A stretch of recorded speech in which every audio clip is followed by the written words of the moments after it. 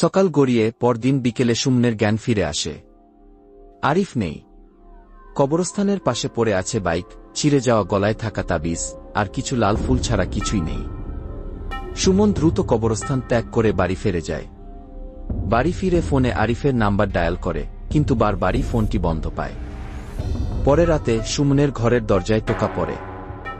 সুমন দরজা খুলতেই দেখে আরিফ তার সামনে দাঁড়িয়ে আছে, চোখ ফাঁকা, মুখে হাসি। আরিফ ফিসফিস করে বলল, সে আমাকে বিয়ে করেছে, এখন সে তোমার জন্য এসেছে। সুমন দ্রুত দরজা বন্ধ করতে যায়, কিন্তু তখনই ঘরের আয়নায় সে দেখতে পায় তার পেছনে লাল শাড়ি পরা এক নারী দাঁড়িয়ে আছে।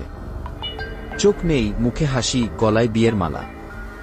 সে ধীরে ধীরে বলল, তিনজনের অঙ্গীকার ভঙ্গ হয়েছিল, তৃতীয় জনই তুমি। পরে সুমন ও আরিফ কাউকেই আর খুঁজে পাওয়া যায়নি।